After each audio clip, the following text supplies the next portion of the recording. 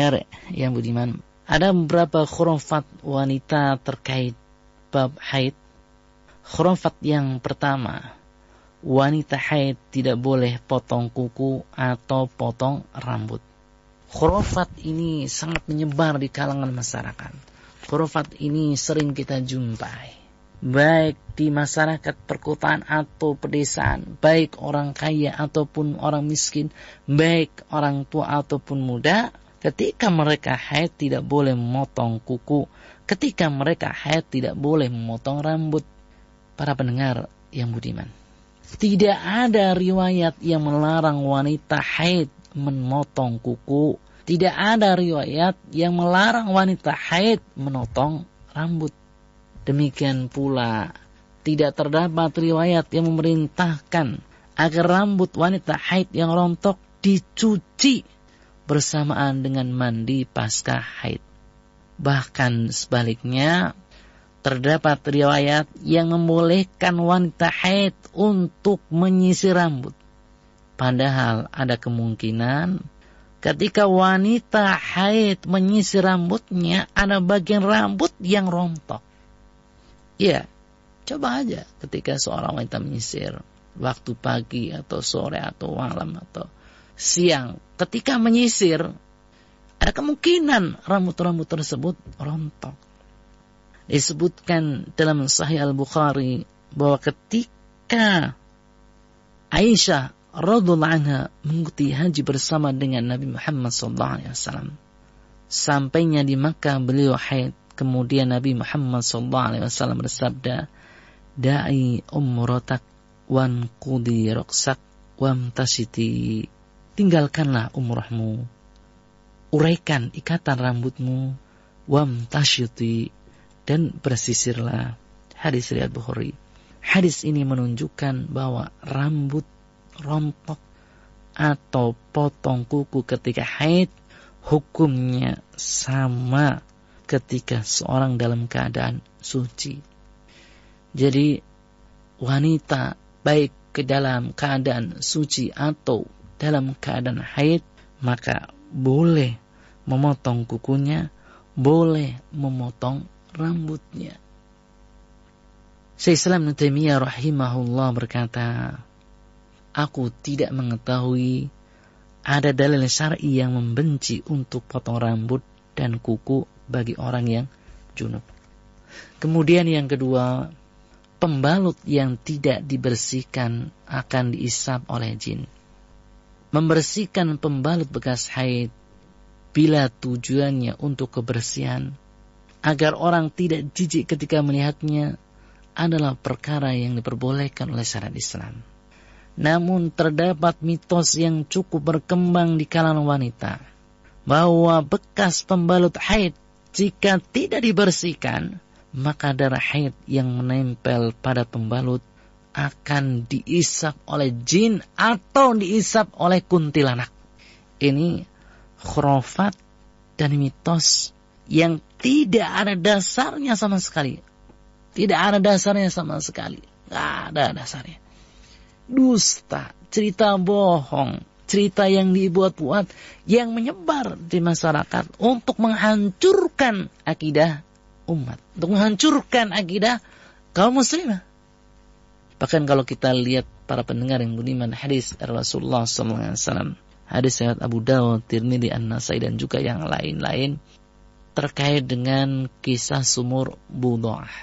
Ya, kisah sumur Budu'ah tersebut, di sana adanya kotoran-kotoran, kemudian di sana juga ada bekas-bekas pembalut-pembalut atau bekas-bekas dari wanita haid yang dilemparkan ke dalam sumur Budu'ah tersebut. Ini menunjukkan bahwa terdapat isyarat para wanita dari kalangan sahabat tidak mencuci pembalutnya. Tidak mencuci pembalutnya. Kemudian khurafat yang ketiga adalah wanita haid tidak boleh memetik tanaman. Mereka beralasan bila tanaman dipetik oleh wanita haid, maka tanaman itu akan mati. Inilah hanyalah khurafat, inilah hanya takhayul yang tidak ada dasarnya sama sekali. Tidak ada dasar sama sekali. Kemudian Yang keempat, rambut rontok wanita haid harus dibuang karena najis. Para pendengar yang budiman, ini keyakinan yang sudah merebak, keyakinan yang sudah menyebar di kalangan masyarakat kita bahwa rambut rontok wanita haid harus dibuang. Kenapa? Karena najis. Ketahuilah bahwa badan, keringat, dan segala sesuatu yang bekas dipakai wanita haid adalah suci. Secara hukum Islam tidak najis. Tentunya hal ini berdasarkan dalil-dalil dari hadis-hadis Rasulullah SAW. Yang pertama, hadis Aisyah radhiyallahu anha, bahwasanya suatu ketika beliau minum dari tempat minum dan dirinya sedang haid. Lalu Rasulullah SAW mengambil tempat minum tersebut dan minum darinya dengan meletakkan mulutnya di bekas mulut Aisyah radhiyallahu anha. Hadis riwayat Muslim. Cobalah perhatikan kisah ini, cobalah renungi baik-baik kisah ini. Jadi Aisyah radhiyallahu anha suatu saat Aisyah minum air. Kemudian gelas tersebut yang masih berisi air diberikan kepada Rasulullah SAW. Rasul meminumnya. Rasul meletakkan mulutnya di bekas mulut Aisyah radhiyallahu anha. Ini menunjukkan bekas dari wanita haid itu suci. Termasuk juga rambutnya suci, tidak najis. Namun yang menyebar najis, sehingga terkadang rambut yang rontok dari wanita haid ini kalau nggak dibuang dimandikan ketika seorang wanita tersebut mandi janabah. Nah, tentunya dasar seperti ini dasar tidak berdalil, harus dibuang jauh-jauh. Kemudian yang kedua, Aisyah radhiyallahu anha pernah diperintah Rasulullah SAW untuk mengambil sejenis sajadah di dalam masjid. Aisyah radhiyallahu anha berkata, "Wa Rasulullah, saya sedang haid." Rasulullah SAW berkata, "Sungguhnya haidmu itu bukan pada tanganmu." Hadis riwayat Muslim. Para pendengar yang budiman, di sini Rasulullah SAW memerintahkan kepada Aisyah untuk mengambil jenis sajadah yang berada di masjid. Sehingga Aisyah ketika diperintah, Aisyah menolak. Ya, menolak gitu ya. Terus kemudian Aisyah diberi pengertian oleh Rasul. Baik Aisyah, haidmu itu bukan berada di tanganmu. Ambil aja, nggak masalah. Kamu masuk masjid, cuma melewati masjid, ambil sajadah, tidak masalah. Tidak masalah, karena tidak berdiam diri sana. Kemudian setelah itu diberikan kepada Rasulullah SAW sajadah tersebut. Ini menunjukkan bekas wanita haid itu suci. Suci. Imam An-Nawawi rahimahullah berkata, para sahabat kami, itu dari kalangan mazhab Syafi'i, dan selain mereka mengatakan anggota badan dan keringat orang yang junub, haid dan nifas adalah suci. Dalam hal ini tidak ada perselisihan di antara para ulama. Imam Ibn Mundir telah menukil kesepakatan ulama atas hal tersebut. Coba perhatikan ucapan Imam An-Nawawi rahimahullah. Imam An-Nawawi rahimahullah ini adalah seorang ulama dari kalangan madhab Syafi'i. Ulama tersohor, ulama fikih, ulama hadis, terkenal di kalangan madhab Syafi'i.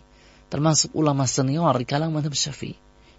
Nah, ia mengatakan bahwa mazhab Syafi'i dan juga selain mazhab Syafi'i berpendapat bahwa anggota badan keringat orang yang junub, haid dan nifas adalah suci. Rambut yang jatuh dari wanita haid itu suci. Keringatnya suci. Bekas minumannya suci. Bekas makanannya suci. Kulitnya suci. Tubuhnya suci. Jadi tidak najis.